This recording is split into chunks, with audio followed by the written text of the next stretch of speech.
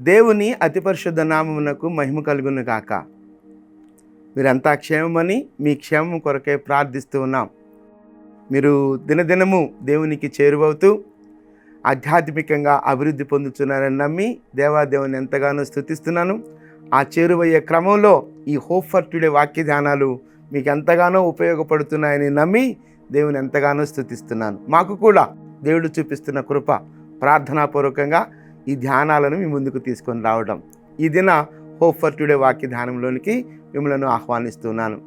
దావీదు జీవితాన్ని పరిశీలిస్తున్నప్పుడు దావీదు దేవుని మీద ఆధారపడే పరిస్థితులు చాలా ఉన్నతంగా ఉంటాయి, చాలా క్లోజ్డ్. ఇక మరో అడుగులో నా ప్రాణం పోతుంది అనే పరిస్థితులు ఉన్నప్పటికీ దేవుని మీద ఆధారపడినటువంటి స్థితి దావీదు జీవితంలో కనిపిస్తుంది.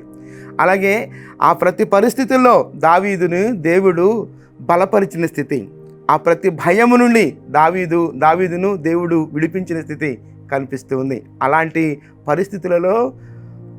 పరిస్థితులలో దావీదు రాస్తున్నాడు. 34వ కీర్తనలో 4వ వచనాన్ని నేను చదువుతున్నాను. 34వ కీర్తన 4వ వచనం. నేను యెహోవా యొద్ద విచారణ చేయగా ఆయన నాకు ఉత్తరమిచ్చెను. నాకు కలిగిన భయములన్నింటిలో నుండి ఆయన నన్ను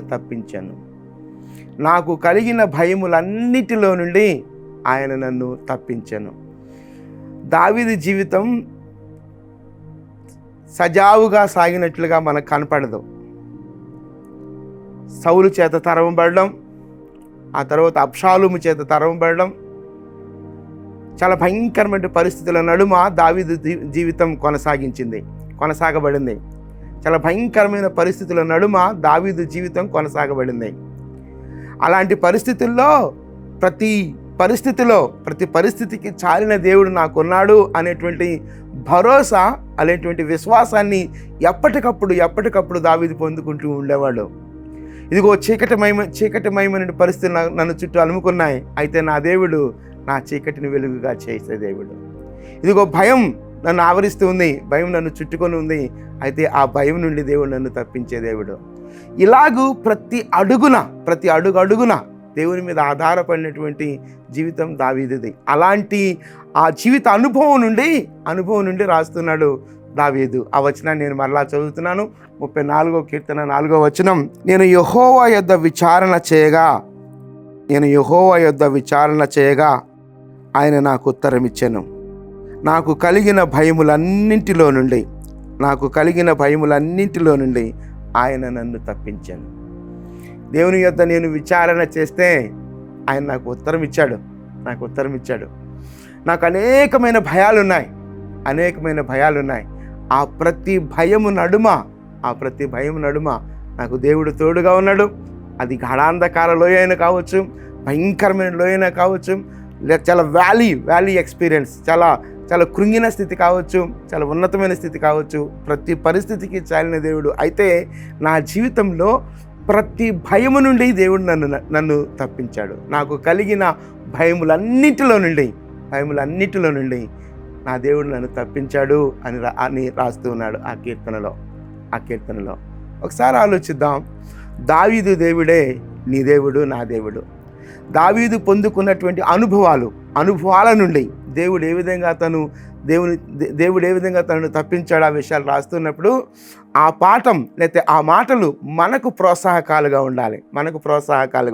ఎలా ఉంటాయి అన్నప్పుడు, దేవుని ఆశ్రయించినప్పుడు, దేవుని అనుభవిస్తున్నప్పుడు మాత్రమే ఆ మాటలు మనకు ప్రోత్సాహకరంగా ఉంటాయి. ఒకవేళ ఏ భయం నిన్ను ఆవరించిందో, ఆ భయంలోనే నువ్వు కుంగి లేకపోతే నలిగిపోతున్నావో, ఆ ప్రతి భయము నుండి దేవుడు నిన్ను విడిపించడానికి సిద్ధంగా ఉన్నాడు.